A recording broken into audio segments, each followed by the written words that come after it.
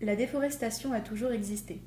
Cependant, ce phénomène anthropique s'est intensifié ces dernières années et devient aujourd'hui un sujet de plus en plus préoccupant. Pourquoi? Il se trouve que c'est grâce au mécanisme de production d'oxygène des végétaux, appelé photosynthèse, que nous pouvons respirer.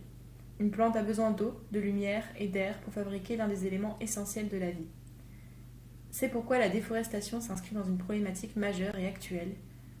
Bien que le monde en ait conscience, la plupart des gens ne réagissent pas, voire même y participent inconsciemment sans se préoccuper des conséquences. C'est pourquoi nous avons décidé d'agir, d'impacter et changer les mentalités à travers l'art. Toutes deux étudiantes en sciences de la vie, nous accordons une grande importance à l'écologie et à la préservation des écosystèmes.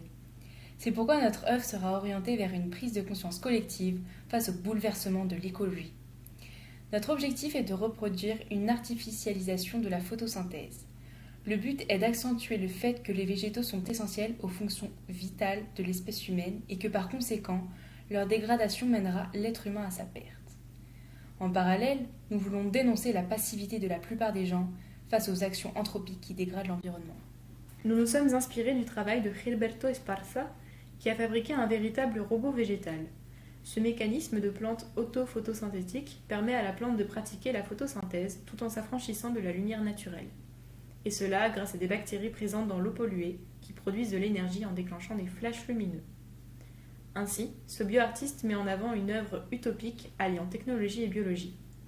Nous nous sommes donc inspirés de cette combinaison afin de créer une œuvre presque dystopique mais qui s'approche bien plus de la réalité d'un futur proche. Notre projet consisterait à créer une armature à partir d'une statue humaine présente dans La Rochelle ou bien d'un mannequin en plastique de récupération.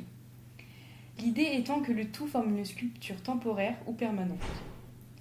Les éléments constituant cette armature seraient alors un grand bocal transparent clos, attaché dans le dos par une corde dans lequel végéterait une plante.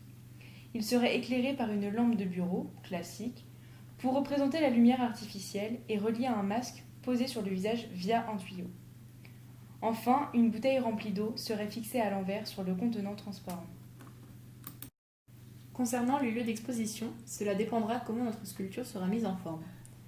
Dans le cas où nous disposons d'un mannequin en plastique, nous pensions exposer notre œuvre dans un lieu clos où il y aurait beaucoup de passages. Dans le cas où nous pouvons installer toute l'armature sur une statue dans La Rochelle, nous avions pensé à la statue de l'amiral Dupéré, près de la Grosse Horloge, ou bien la statue de Jean Guilton, place de la Mairie. Au-delà d'avoir une dimension symbolique, l'installation sur une statue de ce type aurait beaucoup de visibilité. Nous avons aussi pensé à la possibilité de nous-mêmes marcher dans la rue avec notre installation sur le dos. Ainsi, nous voulons que les spectateurs se sentent concernés au maximum et prennent conscience de ce potentiel futur.